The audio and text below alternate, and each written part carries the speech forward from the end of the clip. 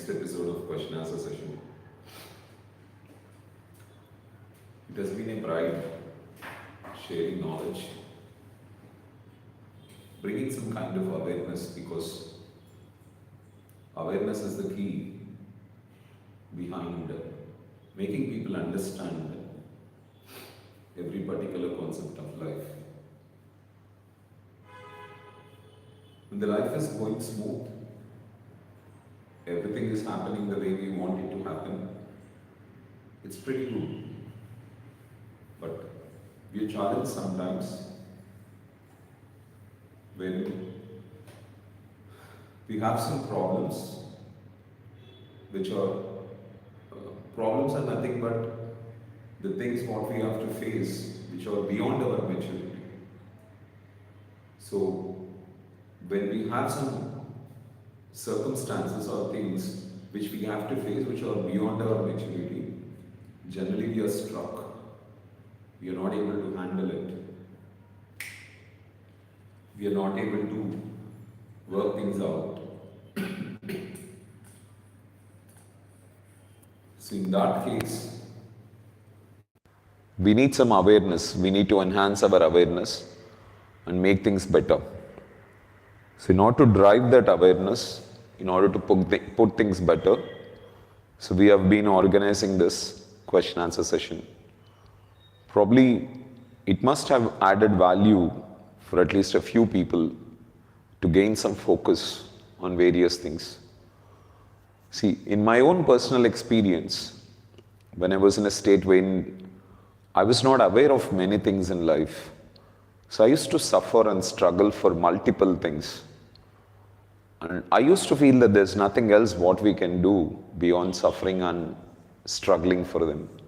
But later, once I started gaining awareness about things, once I started knowing why something is happening in life, I really realized that I don't have anything to worry about. So it's simply saying, okay, if I have to put it in one sentence, whatever may be the thing that is happening in the external world, see, if we are in a state of happiness, we are in a state of balance.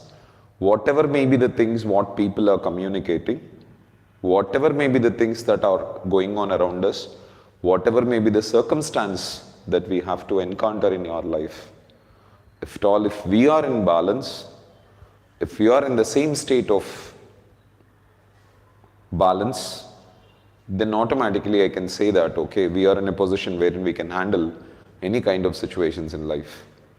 The biggest challenge for most of us is just this, friends. If anything goes on outside, automatically they keep struggling internally. But we don't have a choice wherein we can control the external circumstances. But we definitely have a choice wherein we can control our internal circumstances. And life is inside out. When we handle the circumstances inside, everything in the outside gets organized. But if you are not able to handle the circumstances within us, then handling the circumstances outside becomes a big deal, becomes a big challenge. That's it. So, thanks a lot for everyone for giving me an opportunity to answer the questions what you encounter in your life. I pray God to give me that ability wherein I can just give appropriate answers, which are the best ones, okay, which can really add some value for you and make you to lead your life wonderfully. And that's the biggest pride I feel it is. So when whatever that is we are having, we have to share it to everyone, okay, who are of what I can say, lesser content for us. If someone is having lesser knowledge than us, we have to work in sharing that knowledge to everyone. Okay. If we have more money, we have to go for sharing that money to the people who do not have it. So God has blessed me with some knowledge. I'm able to understand certain statistics of life. So I'm in a position to understand why something is happening. So because of that, I feel that if I can answer the questions what you people have, that will be helpful for you. So let's wait for the first question and go with it step by step. So basically, I must have reminded you so many times before. Question must be the strategy that you need to develop every time you encounter a challenge. When life is going the way you want it to go on, then fine, you're happy and everything is, that is, create a question and start exploring answers. So try to explore why that problem is coming up in your life. Once you start understanding why, then everything is fantastic, because all the challenges what we encounter in life are not in reality. All the challenges that we encounter in life are just in our mind. We don't have any challenge in reality. But all the challenges that we encounter in our life are just in our mind. So our thinking is creating all the challenges for us. So one thing we must learn in our life is, we must learn to control our thinking. So once we control our thinking, so everything is in our hands. We can create the life of our choice and make the best out of ourselves. Okay, fine. So let me get started with the questions for today. So, Pyari, good evening. Hope everything is going great. So you're in a new place. So definitely you'll be encountering some kind of new life, because when we are with our family, we are more dependent. There are many people who take care of our things. So there will be someone who will attend to every particular thing that's happening in our life. But when we are in a new place, automatically we have to do everything by ourselves. We have to handle everything by ourselves. So in the process, we get some kind of challenges. So I hope you must be understanding this. And initial days, every time you make a change in your life, your subconscious mind will trouble you so much, because you were in a state before which was far different from what you are today. So mind forces you to be in the same state, but your conditions will not be that. Suppose you are in Bangalore, your subconscious mind forces you to go back to Kadapa and stay in Kadapa, but your situation is not that. So you have to survive and put yourself in Bangalore, because you have to create, or you have to become the kind of person you have to become. So that's the biggest challenge what you have. But anyway, let me see. Paris' question is, how to detach from everyone? How to detach from everything? See, detachment starts from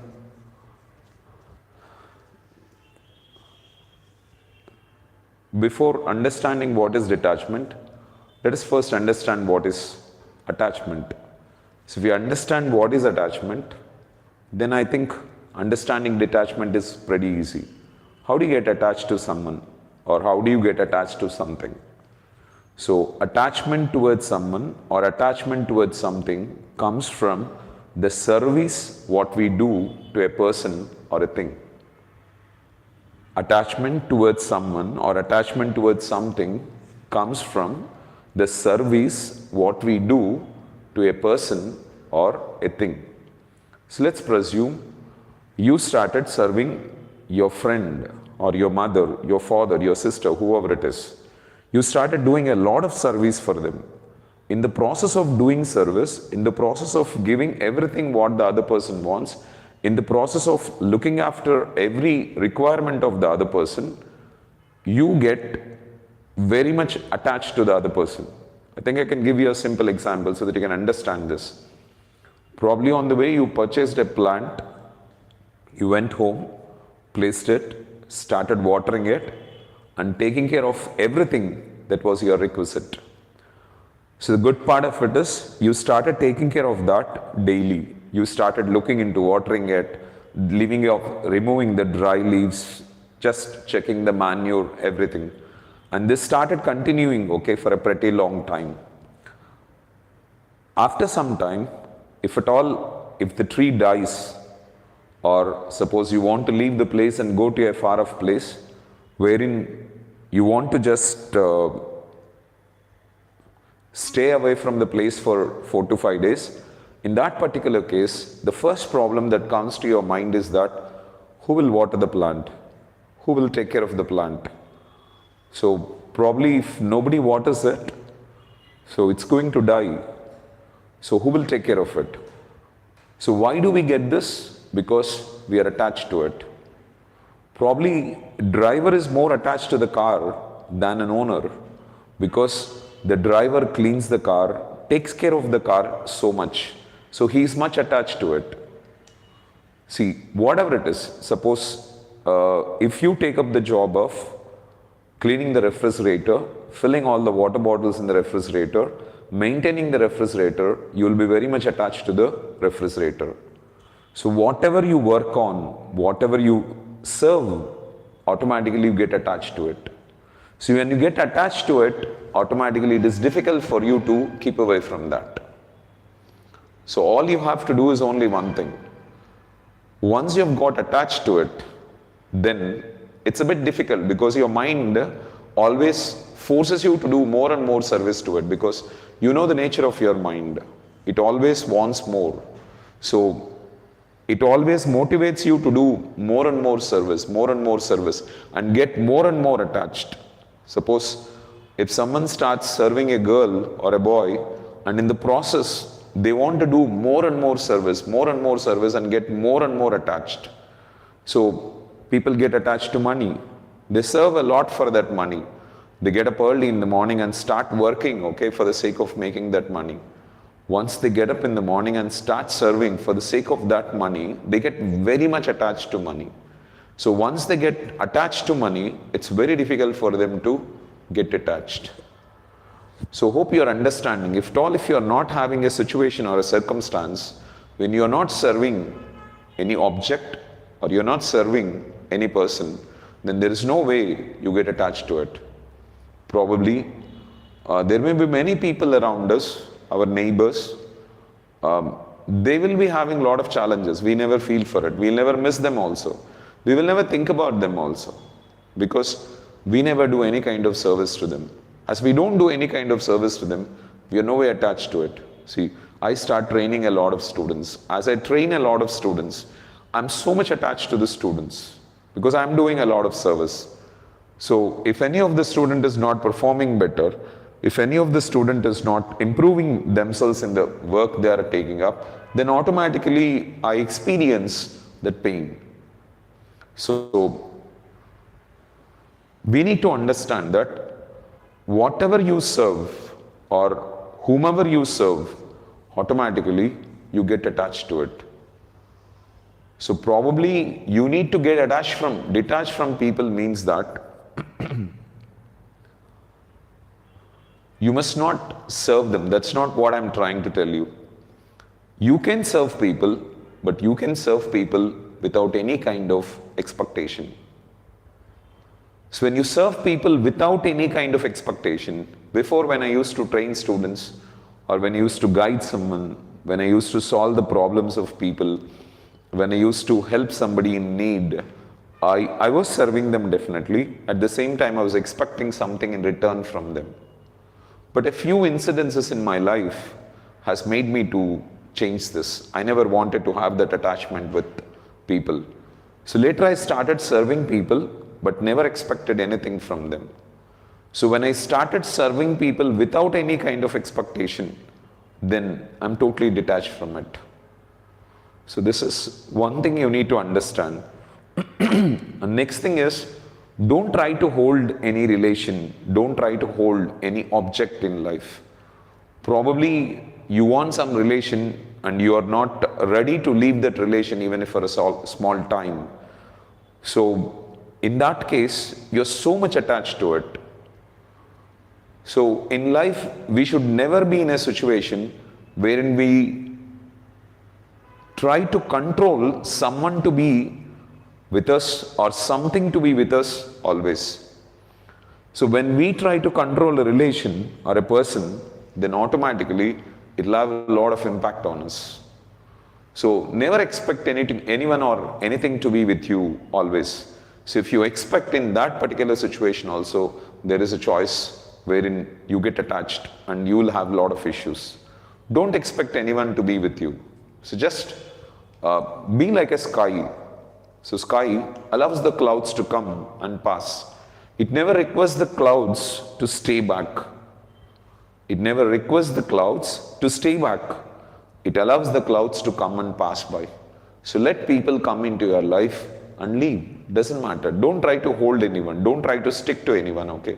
When you try to hold to someone, when you try to stick on to somebody, in that particular situation, what exactly we need to face is this. So we don't like them to leave us and go away from us. And there we face a lot of problem in life. I hope you're understanding, Pyari. So don't try to be with someone. Don't try to be with something always. So wherever you are, whatever you are, okay, try to be there. Here the biggest challenge for all of us is, so why we like to be with someone or why we like to be with something is just because we are very comfortable in that place. So when you are at home, you're very comfortable.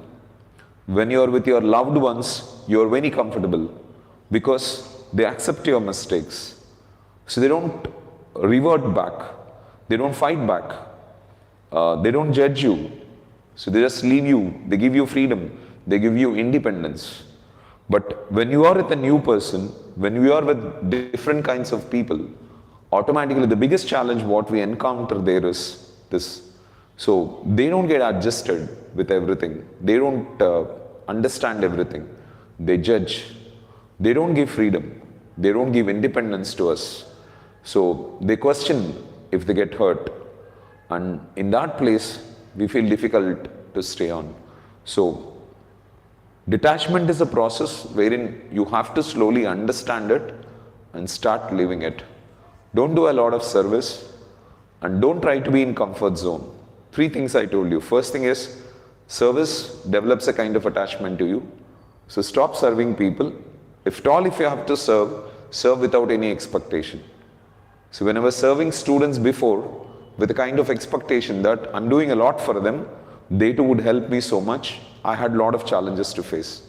But once I started serving people without any kind of expectation, I think I don't have any kind of worry regarding that. And second thing what I told is, be free. See, every relation comes into your life for one particular cause, to teach you something what you don't know. So don't ever try to hold a relation permanently in your life. When you try to hold a relation permanently, then you create all the trouble. Be like an open sky, wherein let anyone come and go in your life. Don't try to hold it seriously. And the third point what I told you is this. Don't try to be in a comfort zone always. So because there's nothing in comfort zone. So most of the people try to be in the comfort zone always.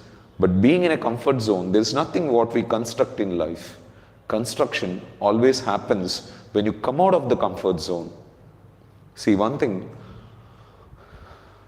So placing brick by brick and constructing a house is a constructive process. But that does not happen in comfort. It's very difficult to finish that construction for almost a year or 2. But once we take all the discomfort and complete the construction, then we can lead the rest of our life in that house very happily. I hope you're understanding my point. So in comfort, there is nothing what we can construct. In comfort, we do only destruction process. We waste time. We waste our abilities. We don't do anything productive. But once we put ourselves into a discomfort zone, in that particular case only we do something constructive. And once we start doing something constructive, okay, life gets better. Because your future is created in a constructive process. And constructive process always happens. Constructive process always happens in discomfort. Okay, so every time you have a discomfort, every time you have challenges, welcome them in life. Learn to adjust, because all the problems that you are getting in your mind only. Your mind is creating all the problems. In reality, there is no problem at all. So if in reality there is a problem is, you're experiencing some kind of physical pain. So I mean physical pain in the sense, okay, someone is beating you, okay, someone is hitting you, then it is fine. But that would not be there. All the challenges what we are encountering in the mind. So when we are encountering them in the mind, okay, we need to just handle our thinking and put ourselves into discomfort zone, do something constructive so that we can create a better future out of ourselves. So hope you understood the point, Pyari. So follow the steps what I've told you one by one and put yourself in a discomfort zone and start creating what you want and become something worthy. See, if you want to come out of that discomfort zone and get back to your home, stay with your family members, stay with your loved ones, okay, automatically I can surely say that, okay, you can be comfortable, but that is in the comfort zone. In comfort zone, there's nothing constructive you can do. But in discomfort, you can learn to handle your thoughts. You can learn to handle your emotions. You can learn to understand or identify why something is happening. In that case, life gets better. See, everything you're doing, every challenge you're facing, everything you're encountering is just to make your thinking better. You need to grow in your thinking. So grow in your thinking, Pyari, okay? All the best. You can easily handle it, okay? Because you have a lot of knowledge towards this. You can just go with it. Only thing is, it takes some time. Just understand. Whatever I told you, just write on a paper and start understanding, okay? Then you can easily get out of that, okay? All the best. Just learn to smile. Smile is an eraser that removes all the negative thoughts that are there in the mind. So learn to smile in every situation, okay? Then automatically problems will get simplified. There are no problems at all. All the problems you're encountering in your mind. Just remember this. Yeah, Naseem. Good evening. Thank you so much for your question. Hope you're doing great. How to handle negative people?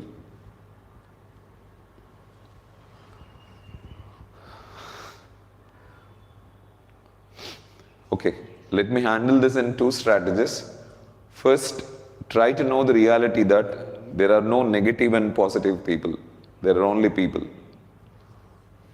So your intellect is something like, once you identify with something, automatically your intellect starts moving you towards that particular direction. Suddenly, it starts showing you everything in that manner. Suppose, let me put a simple example for you. You came to know that someone is a thief. He has robbed so many people. So once you give your intellect this information that someone is a thief, he has robbed many things in life, automatically what happens is, our intellect starts showing everything what the other person does in a manner he is a thief. So once we are identified by something with our intellect, our mind starts showing that in that particular manner. See, you have identified someone as a negative person. So when you identified someone as a negative person, now the job of your intellect is to show all the negatives, or is to show every activity, every communication of that person in a negative manner to you. See, I'll tell it in the positive manner. Suppose you will have some favorite hero, okay? So you love that favorite hero, in the sense you admire that favorite hero. So once you love or admire that favorite hero, you have given that information to the intellect. Intellect automatically starts identifying all the positive qualities in that person. His looks, his appearances, his dance, his dialogue delivery, his movement, his walk, everything, okay, will be identified as a positive thing. Because you have told your intellect the same. So the first thing is, never give an information to your intellect that someone is positive or negative. So once you give that information to your mind, then automatically your mind starts showing everything in a negative manner. See, I live in the same world that you live. I don't find anyone as a negative person. Simply saying, if someone is according to my ideologies, according to my constraints, then I say he is a positive person. If someone is not according to my ideology, then I'll say he's a negative person. See, probably I may not fake, or I may not booze, I may not take alcohol, I may not smoke. So as I don't smoke, as I don't consume alcohol, I may consider the people who are taking cigarette or boozing or taking alcohol as negative people. But are they negative? But from their perspective, a fellow who smokes, a fellow who consumes alcohol will consider that all the people who are smoking and all the people who are consuming alcohol are positive. But the fellow who is not smoking and the fellow who is not consuming alcohol as a negative person, he considers that this fellow is foolish. So you need to understand that how we give the logic to the mind is important. So once you say something to the intellect, your intellect sticks to it and starts showing you everything in that particular manner. And it becomes very difficult for you to handle that in the later days. So every time I have a challenge, every time I have some issue with someone, I immediately think that I have given this feedback to my intellect. See, yesterday, my father was telling me something very seriously. He did not want me to grow plants on our roof because he was saying that there is some constructive work that is to be taken place there. So it's not complete. So that is the reason why you're not supposed to grow plants. So I had a bit of disturbance in my mind for some time just because my father told me very seriously. But later I started thinking, okay, why I'm feeling bad for this? I'm feeling bad for that because I have identified with my intellect that everyone should speak pleasantly with me. Everyone should speak in a pleasant manner, humble manner, in a gentle manner. So probably I wanted my father to say something like this.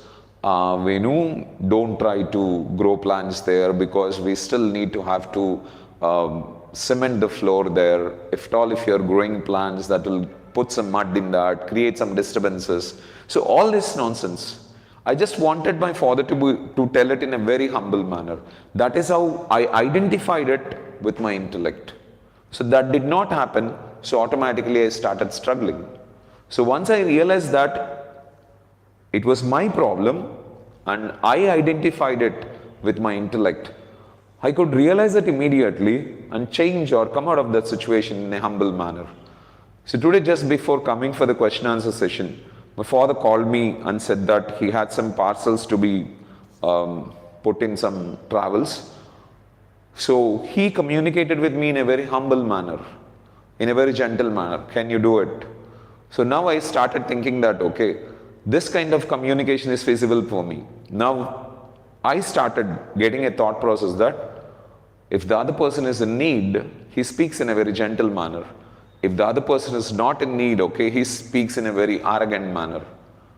But in reality, all these things are the things what I've identified in my intellect.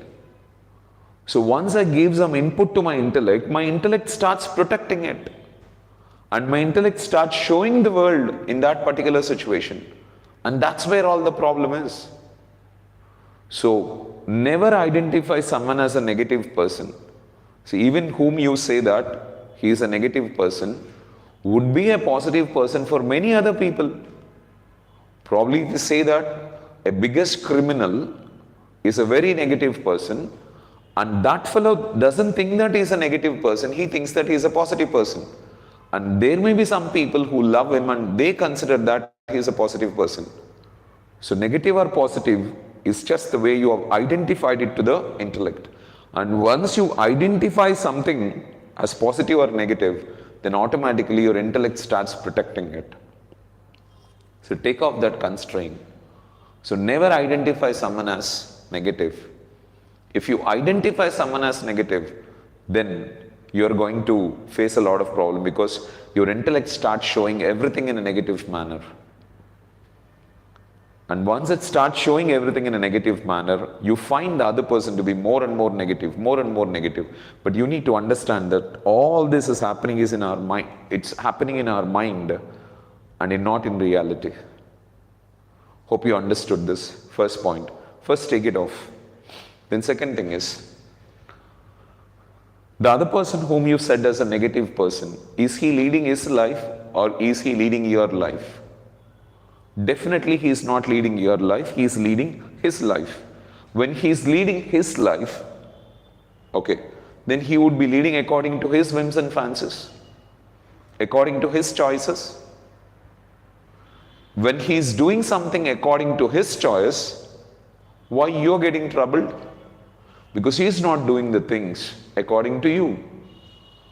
Now question yourself, why should the other person behave according to you when he is leading his life? Now put another question on yourself. Can you be the way the other person wants you to be? Can you behave? Can you communicate? Can you start doing things exactly the way the other person wants you to do it? Check once. When we can't behave the way the other person wants us to, then how can we expect the other person to behave the way we want him to? Don't identify your intellect with certain things. That he must talk like this, he must behave like this, he must do things like this. So once you get identified with that, then you are going to encounter a whole lot of issues about it. I hope you are understanding. Okay, so the third question what I need to ask you is, why are you looking into the negative qualities of people? See, we don't have a right to look into the negative qualities of people. We have a right only to look into the positive qualities of people. We can only look into positive qualities of people, never into negative qualities. See, every human being is like a gold mine. So when we go digging for gold in a gold mine, our focus will be always on the gold, but it will never be on the dirt. In a similar manner, every time you relate with a person, or every time you speak or spend time with a person or look at a person, you have an option of looking into the gold in that person, that is the positive qualities in him. But you never look into the negative qualities. Do you focus on the mud when you are digging for gold? Never.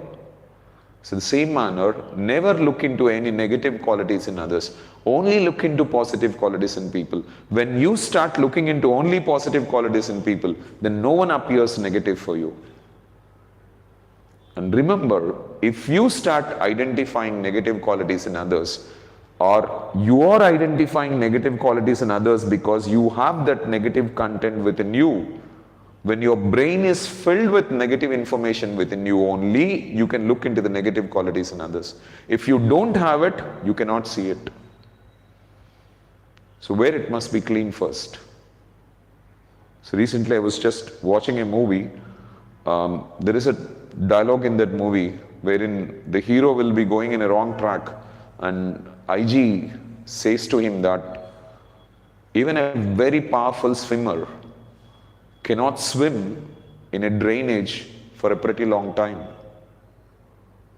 He may be a very powerful swimmer wherein he must have swum in oceans or seas, but he cannot swim long in a drainage. So when we are with negative content, then creating positive out of things is very difficult. So what we have to do is, first, take off that negative qualities within you. So don't expect everyone to be perfect, because are we perfect? We too do mistakes. And when we do a mistake, we don't want others to point it out. We don't want anyone to talk about the negative qualities in us. Do you want anyone to look into the negative qualities in you? You don't want it. You don't want someone to identify you as a negative person. So that is the reason why we are not supposed to look into the negative qualities of others. See, one simple thing I'll tell you. It's very easy to identify the negative qualities in others, but we are identifying the negative qualities in others because that is there within us. First thing. If it is not there within us, we'll never identify the negative qualities in others. That we need to understand. And there will be no perfect human being on this earth. Everyone will have his own challenges, his own difficulties. So, clean up your mind first. Put a lot of positive content into your mind. Start putting a lot of positive information. Read the biographies of successful people. Go through great videos which will give you a good memory and fill your mind with negative information. All I'm telling you is for one particular reason. Not that I have a soft corner for the other person. I have a soft corner for you. Because, so once you look into the negative qualities, you start judging the other person. And judgment always drives to hatred. Once you start hating, who is going to suffer? You are going to suffer. But whom you consider as a negative person, he doesn't have any kind of disturbance within himself. Because he doesn't even know that you are considering that fellow as a negative one. He doesn't even care for it. But as you have started thinking, or as you identified it with your intellect that he is negative, your intellect started showing everything in a negative manner, one. And you started hating. Hatred started attracting all kind of negative emotions. Irritation, frustration, disappointment, discouragement, anger. Okay? So this slowly developed into selfishness, greed, jealousy, fear, doubt. A lot of negative emotions have come up in you and you started suffering and you started disturbing. And it makes no sense, right? So, 3 points. The first thing what I said is, you've identified with your intellect the other person is negative, so automatically your intellect is showing everything as negative. Now just take it off. Identify him as a positive person, then intellect starts showing all the positive qualities in him. 1. Second thing is, never look into the negative qualities in a person. We are looking into the negative qualities in a person because our mind is filled with a lot of negative information. When our mind is filled with a lot of negative information, automatically we look into only negative qualities in others. When our mind is not filled with negative information, then we never look into any negative qualities in others. Why great people could not see the negative qualities in others? Because they never had that negative information within them. And the third thing what I said is, we only have a right to look into the positive qualities in people, but never the negative qualities. So we only have a right to love, not to hate. Because if you hate, you suffer. So don't do it. And why should any person be according to your choices? Why should any person lead his life to your whims and fancies? You can't leave to the choice of others. Then how can you leave to the choice of? How can someone leave to the choice of you? So slowly understand this. Take out yourself from that intellect. Don't identify your intellect with such thoughts. Come out of that. Then everything is going to be great. So it's a bit challenging, but you need to. I could handle this. And now I don't have any negative people on this earth. I love everyone. But it doesn't mean that I did not get any kind of disturbances with others. I had a lot of disturbances. I had a lot of challenges with others. I encountered a lot of challenges. But I don't have any kind of disturbance with them. Because I started looking into the negative. I started looking into the positive qualities in them. Okay. I did not give a chance for my intellect to get identified as a negative quality. So I'm free for it. Thank you so much. Narsima, how to form a sentence. So you want to learn English. So you need to basically learn how to use a verb. I keep telling you this, right? Verb does not come in one format, it comes in different forms. Probably we have a present plural verb, singular verb, present participle verb, past participle verb, to verb, to be verb, okay, something like that. So all we need to do is verb is an action. Take any action for that reason. Eat, go, come, play, jump, like that. So if this action is to be performed, automatically there must be someone who does this action, and that is a subject. So if I take eat, there must be someone who eat. So I eat, you eat, they eat, friends eat, neighbors eat. So this is subject. So I eat what? So you cannot say I eat, you eat, I go, you go, I come, you come, okay? So here it must be like I eat what? I speak what? I play what? I jump what? I go where? So this what, where, when, okay? So this verb must be related with this. The answers for this what, when and where are the objects. That's it. I eat an apple. So you take a verb, there must be someone who does an action, subject, on the other side, there must be something relevant to it, that's the object, and you create a sentence, that's it. Now you need to understand that verb does not exist in one format, it comes up in different forms. It takes some senses like can, could, will, would, shall, should, may, might, need, used, ought, dare, must, and come up with different senses. And it also has singular form, plural form, okay, continuous form, past participle form. So with this, we come up with different strategies.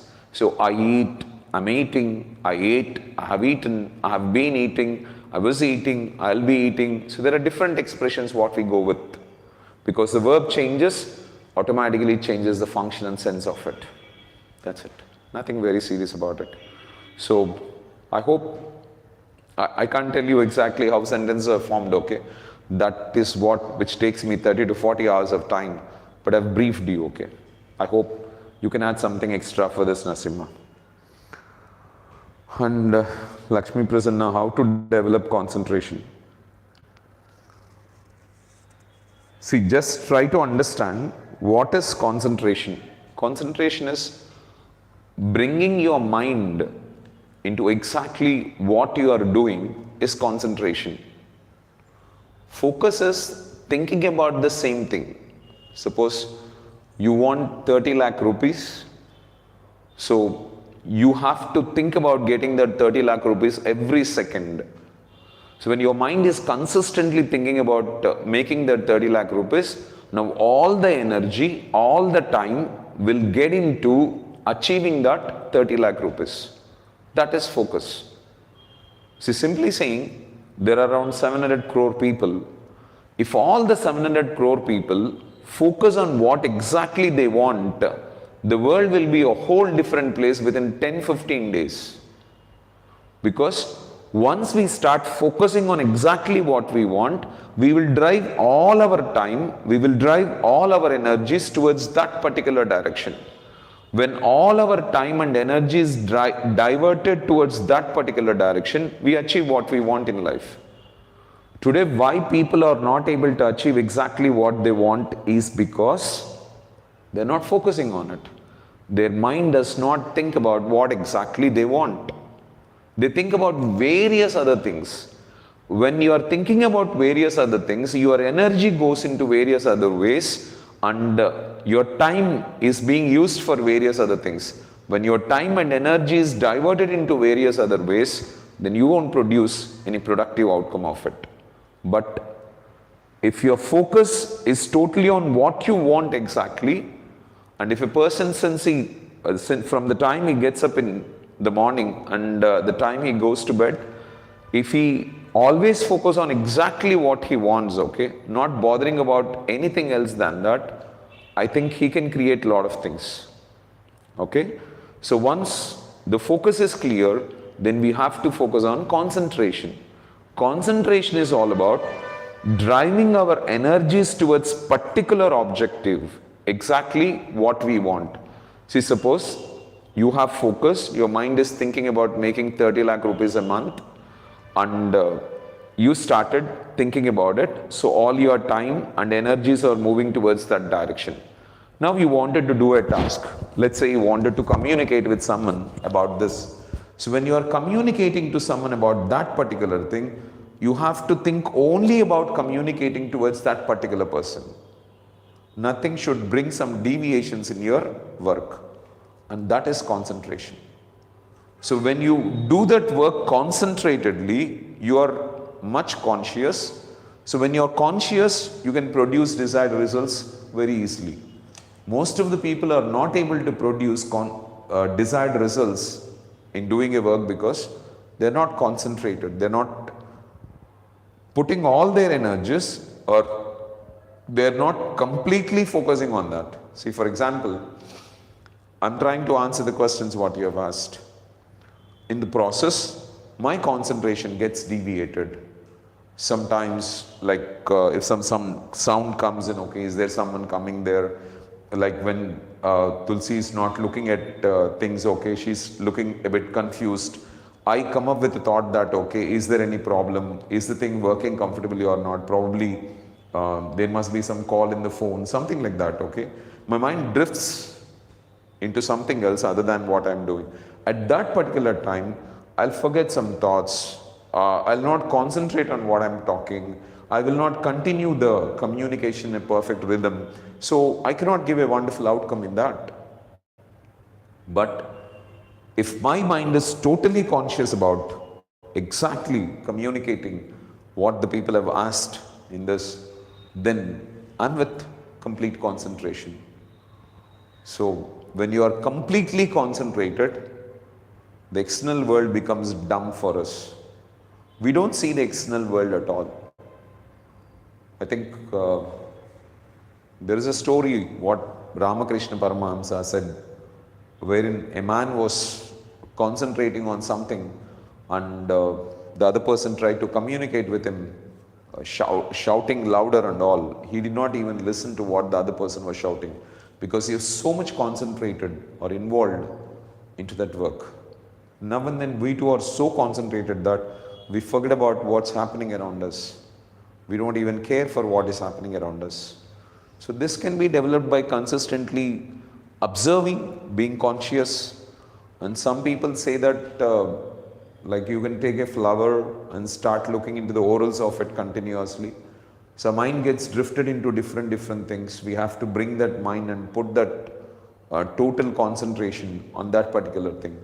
So when we keep working on it, okay, slowly we become powerful. So to enhance our concentration or to enhance anything in life, okay, take up a challenge and start working on it. When you start working on it, you see your concentration diverting. Everything is energy. That's energy diverting into different ways. So don't let that energy drive into anything, okay? Let that move towards one particular thing. So when energy is driven in a particular direction, it attains or achieves exactly what it wants. But when energy is not moving in a particular direction, it is being spread in multiple ways, then it is definitely not possible to get what we want. I hope you understand. So let's say we have an engine. Engine has to push the train forward or the bogies of the train forward. Engine will exert all the energy what it has on a particular place and tries to move the bogies forward. If that energy is diverted in multiple directions, up, down, side, left, right and all, okay, can we expect to move the bogies? And that is what exactly happens in our life too. So we are not driving all the energies towards particular direction. If we can drive all the energies towards particular direction, we achieve what we want in life. That's how it is. So once we understand focus, then because there is a slight variation between concentration and focus, so mostly people get confused with this.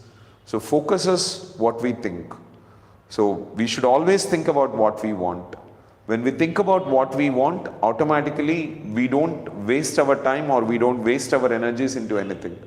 And in the process of working for that or for what we want, so we will do different activities. We will try doing different activities.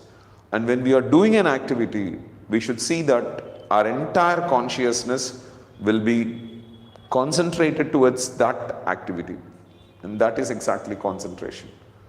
So we can practice it in every task you do. See, while you are eating, so put your total concentration on just consuming food, chewing it, the food getting swallowed, then you mixing other morsel of food, then putting it in your mouth, chewing it. Put your total concentration on that.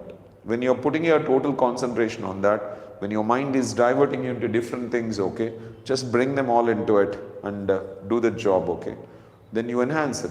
Everything you're doing, when you're brushing your teeth, put your total focus on brushing.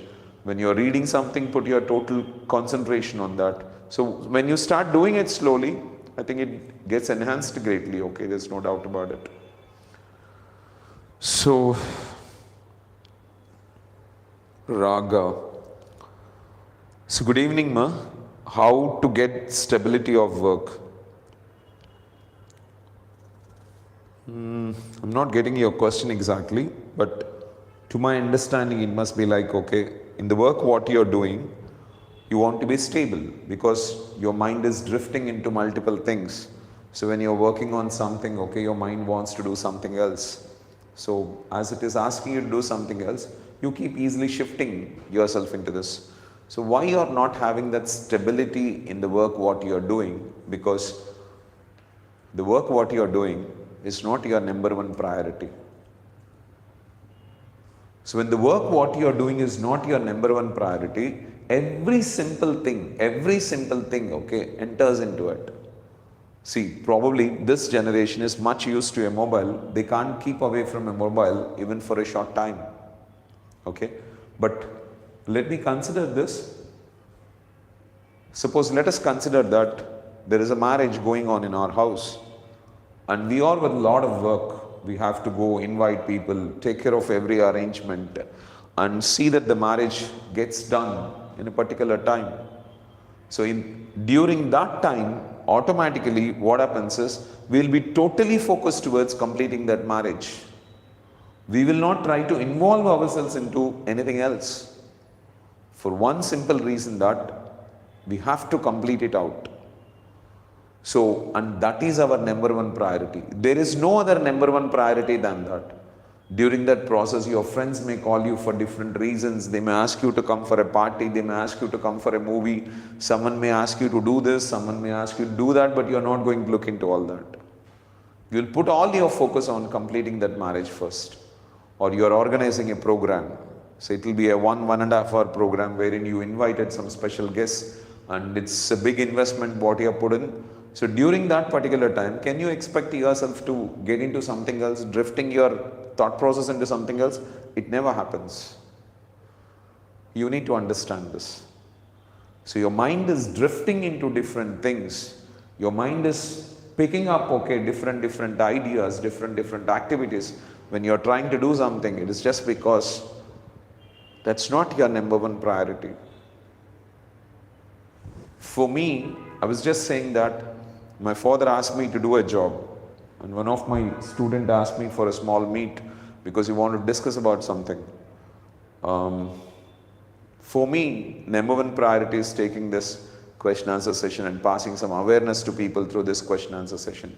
So as this is my number one priority, I even rejected what my father asked. I even rejected the meeting of my student, okay? And I started working with this question answer session. So right now I may get a call, there may be someone to meet me, someone wants to talk to me, I won't get into it. But if there is a bigger priority than this only, I just move. From your side, I can say that you're not stable in your work and means that you may not be stable in studying, opening a book and start preparing for it, or doing some work which is relevant to your education, because you're not giving number one priority for your education. So everything else will take a more priority than your education. Someone opens a book and starts reading at the same time, okay, a friend of his comes outside and says that, come, we'll go out, okay, this fellow closes the books and moves out. Why? Because reading a book is not his number one priority, but spending time with his friend or entertainment is number one priority. For a fellow for whom entertainment is a bigger priority, always his mind will divert him towards it.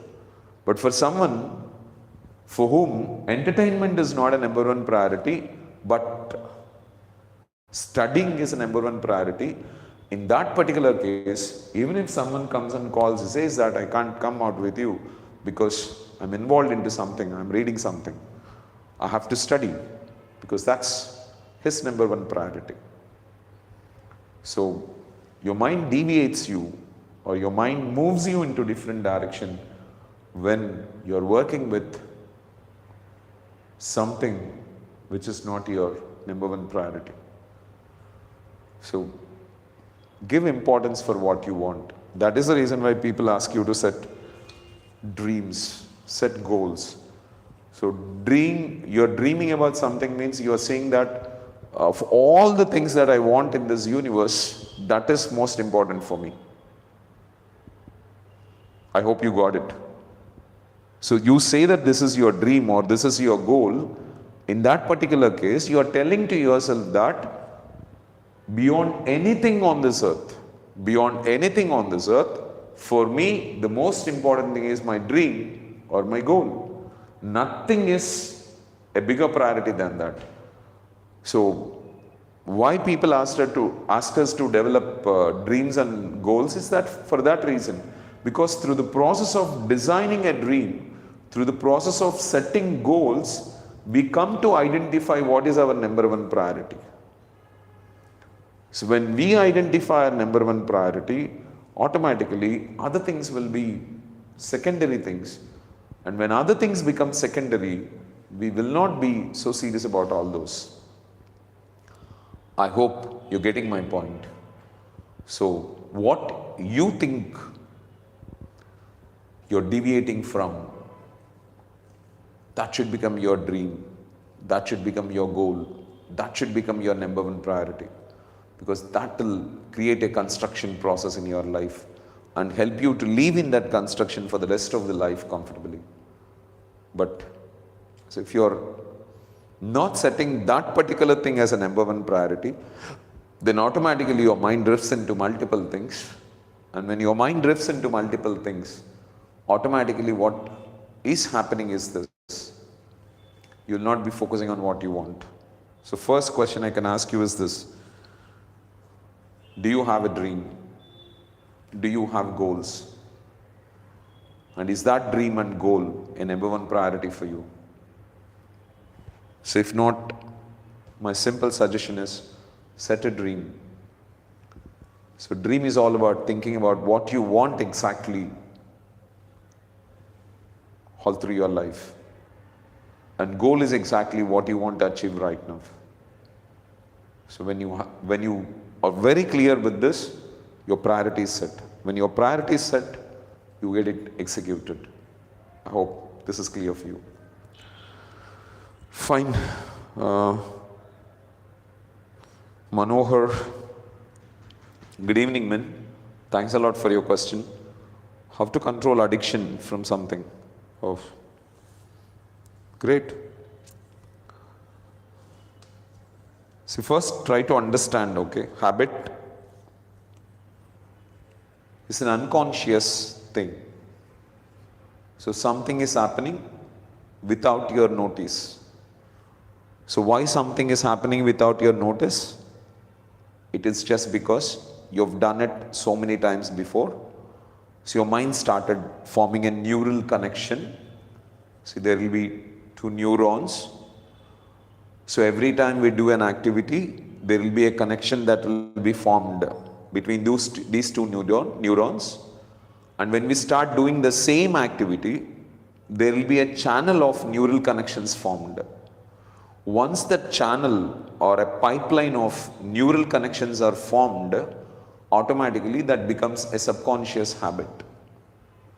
So once it becomes a subconscious habit, I mean the activity gets into the control of the subconscious mind. Subconscious mind starts performing it. Then we call it as a habit. So let's say someone started smoking. So when he initiates an activity, automatically there will be a connection between two neurons. He repeats the same activity again and again, again and again, again and again. Now there is something like a bridge that is formed with the help of a lot of neurons. So automatically the mind starts moving in that bridge, okay, continuously. Instead of going into different neural connections, your mind will drift yourself into that particular drive. See, let's imagine there is no road or there is no bridge in order to travel from one place to another. Then people might have choose to travel from where they are, and they should have started going in that direction, right?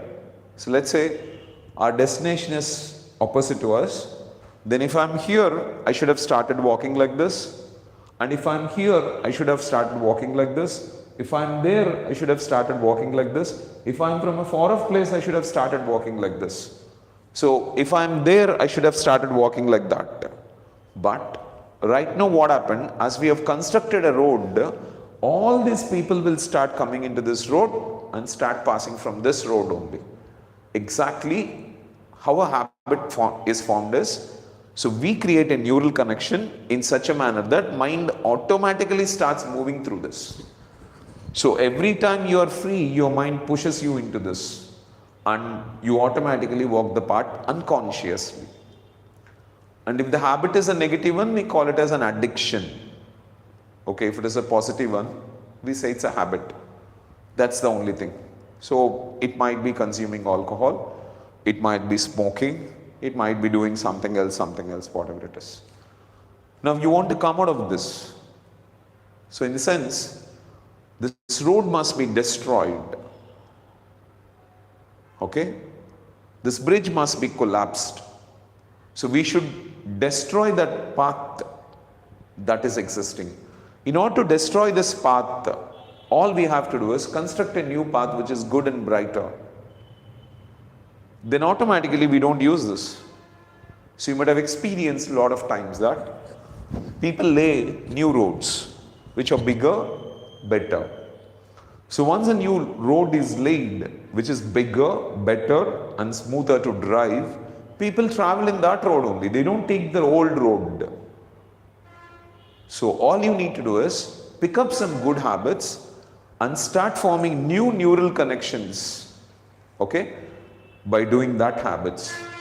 Now automatically what happens is, so you will construct a new bridge, you will construct a new road, and all the subconscious mind activity starts moving through that road. As it's a good thing what you are doing, I think it's wonderful. So just shift yourself, shift your work, shift or occupy yourself into doing something. Okay, so then things will change. See, probably I too had some negative habits or addictions. So later I started reducing that and started doing a new activity, involving myself into goals, setting some dreams, working seriously with the content, taking some responsibilities, like making some commitments, strong commitments, involving myself into it totally. So when I started creating dreams, setting goals, creating commitments for myself and started walking that path continuously, I made a difference. So this one reduced in my life and this got outdated and I don't have any issues regarding that, and I'm able to walk the path of my choice very comfortably. Okay, I hope you understood this. So a bridge is already constructed and your mind is automatically asking you to walk that path. Now that should go destroyed. So start constructing a new habit. Work with a new habit. Take a better, bigger habit that can bring a transformation in your life. So, because when you do good things, you feel good about yourself. When you feel good about yourself, okay, you do much more better things. We do nonsensical things. We worry for something, we struggle for something, we talk about all kind of nonsense because we are not feeling good about ourselves. So why we are not feeling good about ourselves? Because we are not doing some big things in life. We are not fighting to create something big in life. We are not fighting for our dreams. We are not fighting to achieve our goals.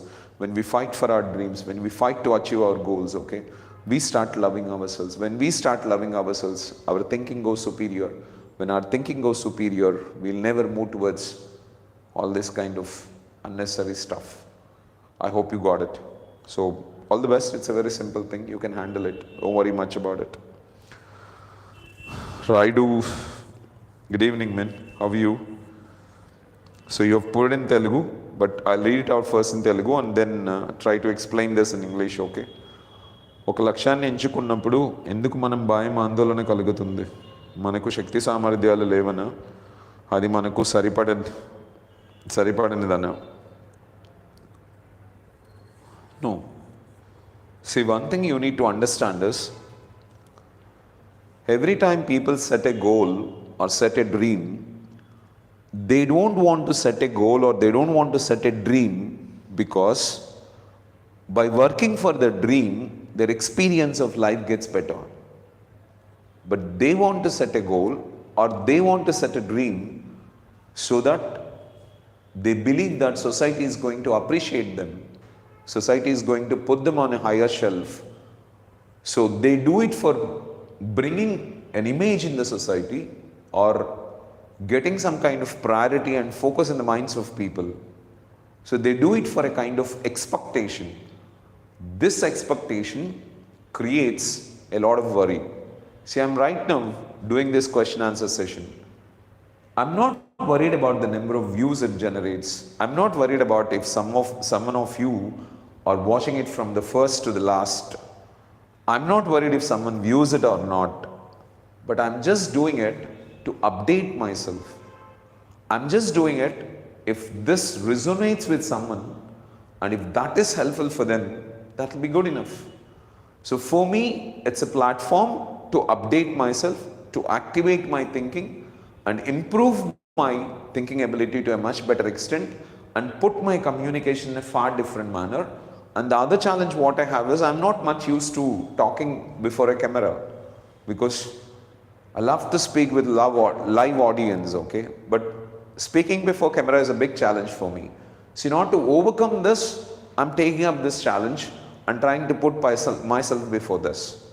So you need to understand that whatever the goal you set, whatever the dream you design in your life, you don't set it or you don't create it for the sake of getting some kind of influence in others or expecting something from the society. You set it if you are setting it because if you do it, it's going to be better.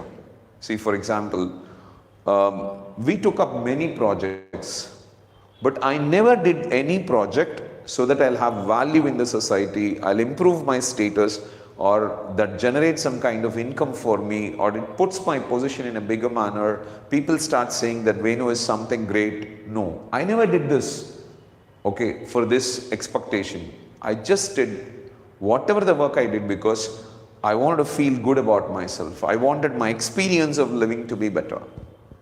So when you set your goals to make your experience of life better, then I don't think that, okay, you will have any kind of expectation.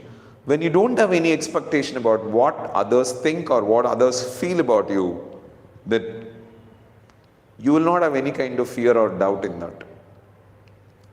So I was listening to some presentation of Sadhguru in the evening.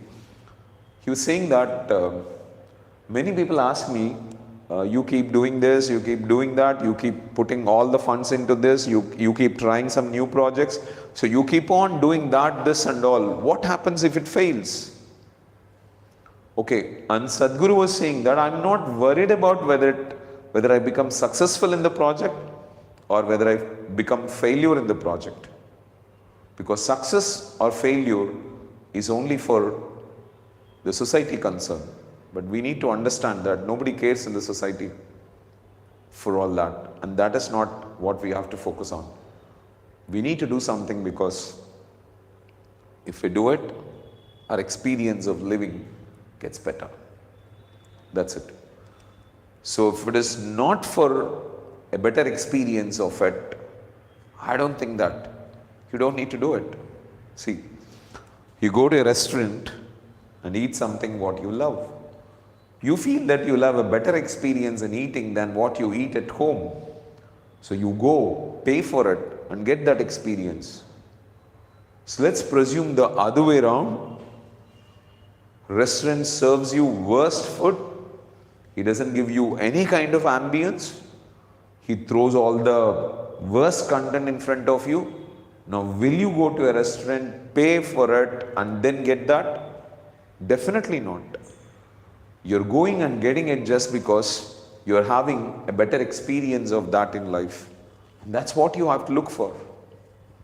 So don't set a goal, don't set a dream in order to impress, influence, or what I can say, create a kind of expectation in the society. No. Do it because your experience of living will be better. No great one, no successful person wanted to create a kind of image or greatness in the society. Mother Teresa must never have cared for what people think about her. She started doing it merely because her experience of doing it was fantastic. Probably doing things that Abdul Kalam made India grow in science and technology greatly just because the society will say that he's a great person, he's a fantastic person. No, he just did it because he wanted to make the experience of his living great. Balasubramaniam must not have sung songs, okay, in order to create an image in the society, but he must have sung songs because his experience of life while he is singing must be fantastic. Actors, performers, everyone, okay, must have done this because they must have enjoyed that experience. Probably Raghava Lawrence or Prabhudeva must have started dancing because their experience while they are dancing must have been wonderful. In the process, they must have become professional dancers and then they wanted to guide others to dance. But that is a secondary thing. But initially, you must be totally focused towards, okay, experiencing it. So look at dreams or goals which brings a better experience of you in life. Then I think you don't care for the society. See, I love to teach. So that's a wonderful experience for me. I don't get a better experience in my life than when I take a class to students, when I solve the problems of students. So when I address the problems of students, it's not solve the problems. So when I guide them what I know. So there may be many other options, okay, what I have, wherein I can make myself lucrative, I can get more income or do something else. But that will not catch my attention because my experience of life is not much better in that. See, there may be a real estate business which means me money, but that the experience what I get there when I make money or deal with people or do different things there may not be great as I get when I'm teaching students. So I'm not bothered about the income that generates out of it, but I'm focused on the experience what I'm getting. That's the reason why I just work with this. Hi Nizam, how are you? I think I'm getting a question from you after a pretty long time. That's great. So, having a question from you. So when animals do not have emotions like hate, jealousy, greed, ego, etc., then are these emotions in humans an outcome of memory, or we exhibit this with growing age unknowingly? See, if I get into the scientific part of it, so everything is a process. See, one thing I'll tell you, Leonardo da Vinci has painted Mona Lisa. So most of the people consider Mona Lisa painting as an art, but it's not an art. It's a collaboration of science and art. I'll give you a brief note on that. Do you know how many years Leonardo da Vinci took in order to paint that painting? He took 22 long years. Of course, it happened 600 years ago, almost 600 years ago. 600 years ago, in order to paint a painting, Leonardo da Vinci took almost 22 long years. Probably this makes you feel that he must be a very dull, lethargic, morose guy. No, he's not like that. See, in order to create that painting, he wanted to understand the science of reflections of light and also different strategies of human emotions. So what he did is, he got associated with medical technology and started dissecting human bodies, horses. He did a lot of things, but still he did not feel complete. Okay, then he joined medical course. He studied medical course in order to understand how life reflects in different stages. And after completing that, he was not still complete. He wanted to understand what light is, the reflection of it, diffraction of it, okay, all these things. So he did his engineering in that for another 5-6 years. So in the process, he took almost, what I can say, 12 to 13 years of time only for educating, bringing science in order to create that. And if you can analyze this, in order to draw the lips of Mona Lisa, Leonardo da Vinci took 6 long years. So you can understand, okay. And that is definitely the most creative painting that a human has ever done on this earth. So it's a blend of science along with art. And this is done through a process of evolution. Okay, now you've got a brief idea about it. Now just let me get you into this. So initially, human beings used to live on nests. So they were identified in a particular place. They were trying to be secure there. So they were very much afraid of wild animals, snakes and all. So they used to live on trees and they used to continue their life. So in the process, there was some urgency wherein human beings had to survive and create their life comfortably. So for that, the biggest advantage has taken place in the lives of human beings when the 5th thumb started evolving. Probably initially it was something like this. Okay, you can observe this in lizards and all. Almost all the insects will have its feet like this. But slowly our thumb started falling apart. Okay, it took a lot of years for this thumb to fall apart. So this is not seen in any animal. If you can observe, all the animals will have its feet like this closed. But in the process of evolution, slowly the thumb started falling apart. So once the thumb started falling apart, I can say that a whole lot of realization or whole lot of change happened in the life of human beings. So I can say that man started holding something. Initially it was difficult for a man to hold anything, okay. So once this thumb started stretching out, he started holding something. He started creating weapons. So he started becoming a hunter and gatherer. So he could gather things, he could hunt animals, he could create weapons, okay, he could chisel things.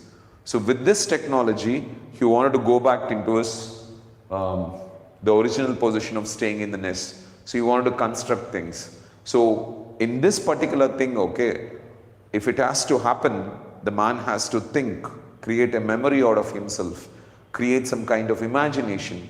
For that to happen, the spinal cord has to go erect.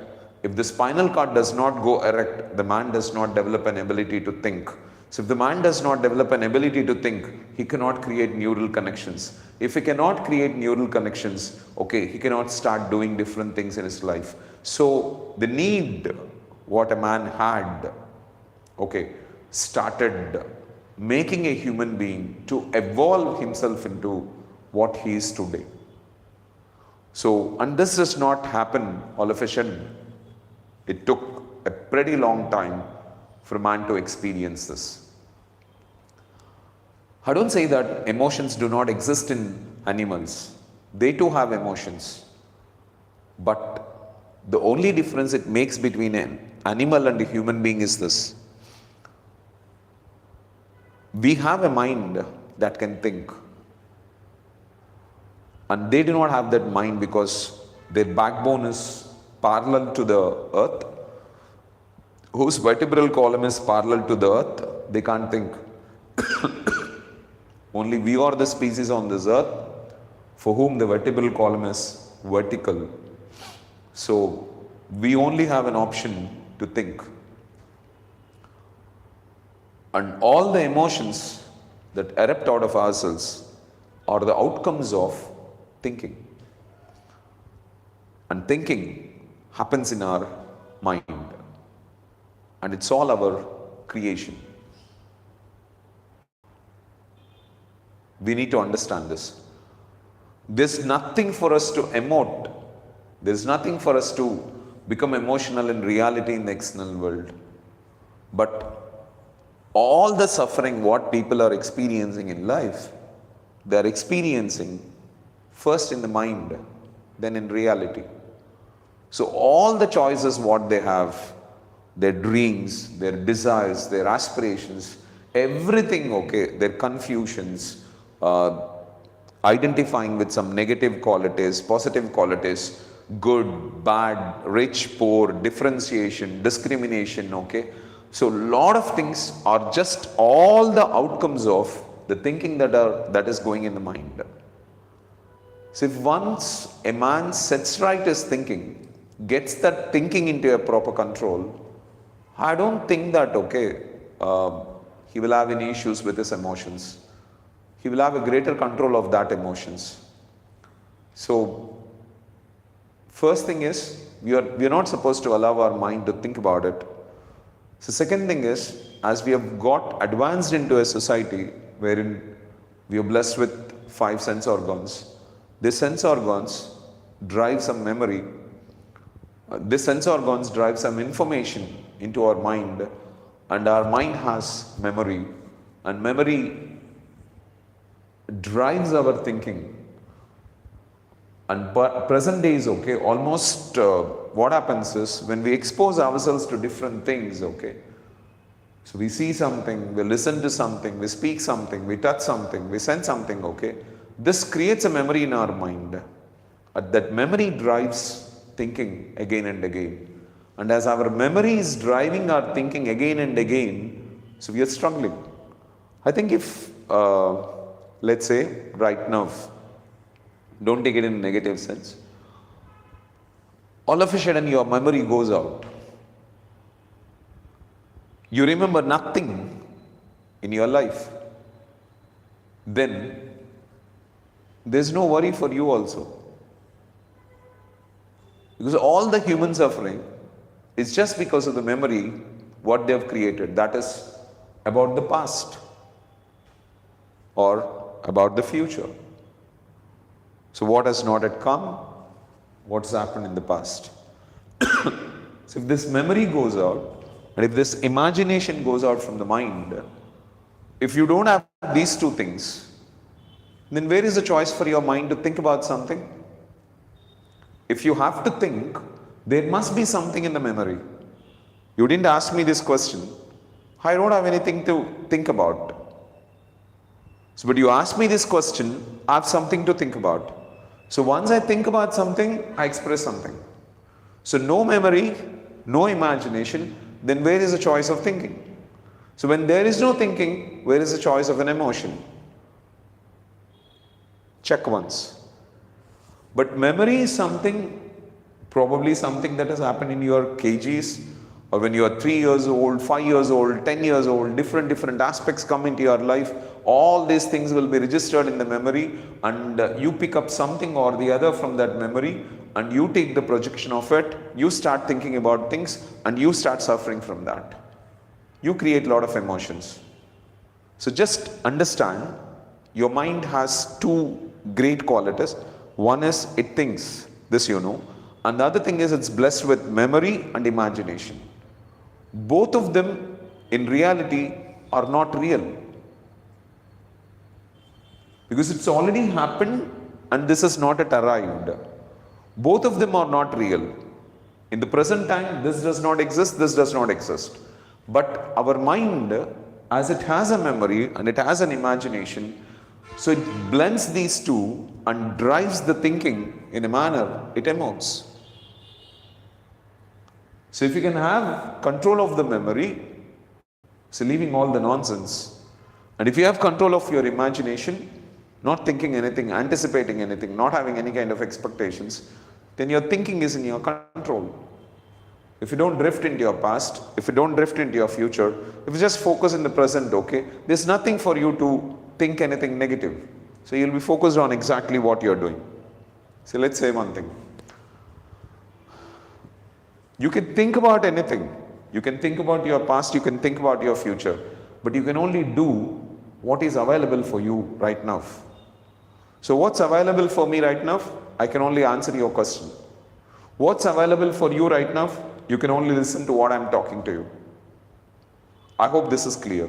We can only do things that are there for us, but we can think about our past, we can think about our future. So in thinking, we are getting into the past or future, which is not real. What is real is what exactly we are doing right now. And we need to focus on doing what exactly we need to do right now.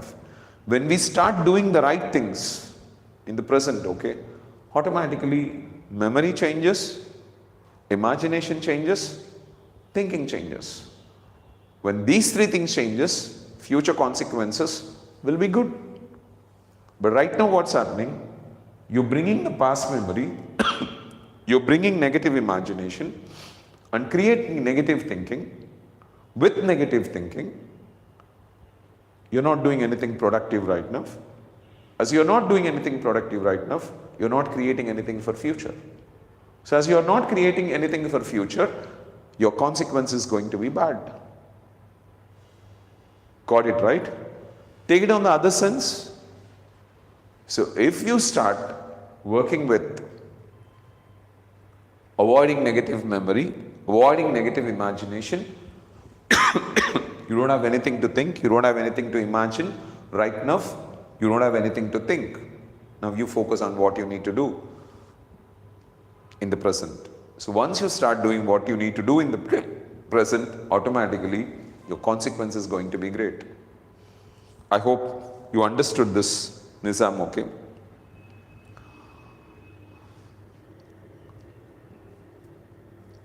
So I think because your question is something quite different, I could not exactly get the pulse what you want with, but I could give some information which is relevant to your question, I suppose. When animals do not have emotions like hate, greed and jealousy, they don't have memory, right? As they don't have memory and they don't have imagination, okay, they cannot create these emotions. Humans are the outcome of memory and exhibit these with growing age unknowingly. Yeah. So some of people have an option of emoting more with negative energy. That's it. Okay. So in that case, okay, it's not the external circumstances or situations that are troubling human beings today, but it is the negative memory, negative imagination that's troubling people the most. And why they are involving into that is they're not focusing on what they need to do exactly right now. They're not interested in what exactly they need to do right now. So they're much focused towards past. Mind drifts into past very frequently or drifts into future very frequently. In the process, they're trying to avoid what they exactly have to do. So a child has to focus on education. A student, the only focus of a student must be on education. He should always concentrate on studying. But what exactly is happening is, his mind drifts into the past and starts thinking about something, or gets into an imagination, starts thinking about something, and in the process, he's not concentrating on what exactly he needs to do right now. So no construction takes place for future. He's not growing in education. Consequences are going to be bad. Now, again negative memory is being created, negative imagination is being created, that puts him into disturbance, and again the present work goes out. And this keeps continuing in his life, and he ends up nothing. But he needs to understand this, right? And make some changes in his life so that he creates a better outcome of that. Okay. Narasimha, what would be artificial intelligence comes to a point? I didn't get your question, Narasimha, exactly. Probably if it is about if artificial intelligence gets into what would happen, okay.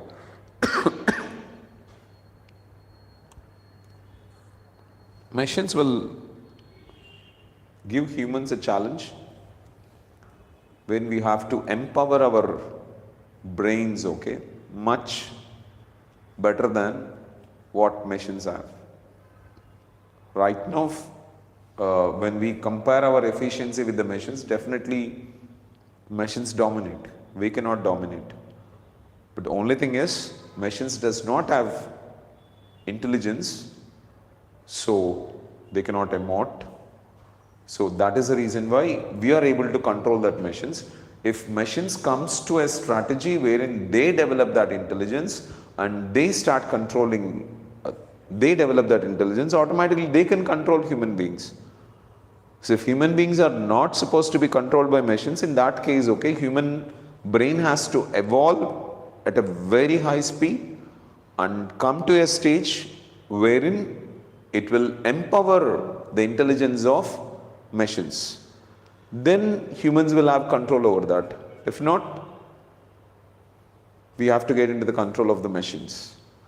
And it is estimated that by 2040, okay, machines will take over human beings. And if machine should not take over human beings, human brain should become thousands of times, okay, or billions of times more powerful than it is right now, it seems. I hope you can experience that.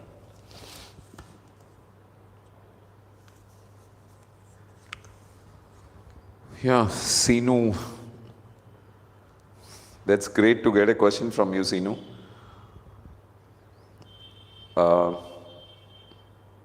I'm feeling great that you're watching it. I think this is the first question I'm watching from your question answer session. Your efforts are really phenomenal. Keep it up. Oh, it's an appreciation. It's not a question. Oh, that's great. Thanks. But at least if it adds value for your work, okay, in any format, I'll be much more happy for it. So there's a lot what I can communicate about all this, but when it comes to presenting the content like this, okay, standing before a camera and addressing the people about the information, the biggest challenge is I'm not getting the pulse of the viewer. So I'll not understand whether that fellow is getting my point or not. But if I'm having a live interaction with him, I understand whether the other person is understanding the concept or not. If he's not understanding, I can make it much detailed, or I can bring it in a much simplified manner and I can make him understand. But right now, as I can't see my viewer, so all I can do is only one thing, represent my answer and feel that it is understood. I can't do anything much better. So that is the reason why I keep asking people that if you're not still clear with what you have asked, then in that case, okay, you can get in touch with me personally and get the content, okay.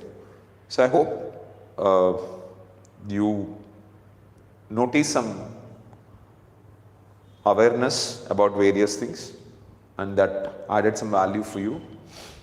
See, nothing is going to happen in your life unless and until you implement the ideas what I've told. So all the things what I've told you, I have experienced in my life. And after experiencing them only, I told you. Before I used to speak about all this. But at that time, I never experienced it, but I used to tell it because I used to think that a trainer is like a travel agent. It's like he sends people to different places where he has not gone. But later I realized that a leader or a trainer is the one, okay, who first implements or executes his ideas. So by executing it, he experiences it. As he experiences it, he gains clarity about it. And that's what exactly I've done in my life. And I'm able to guide you through this, friends. So you just go through the content, okay? The answer, what I've told you. Put the content on paper. Prepare the ideas, what I've told you, one by one. And start executing it, okay? So when you start implementing it in your life, you start experiencing life in a different manner. To simplify all the content in one line, I can say that life is an experiential journey. If your experience of living is not getting better, then you're wasting your life. So your experience of living must get better. If your experience of living has to get better, you have to address every challenge that you are encountering. You have to implement the ideas that need to be implemented in encountering that problem what you are facing. Then slowly the problem gets resolved. When the problem gets resolved, you have a better experience of life.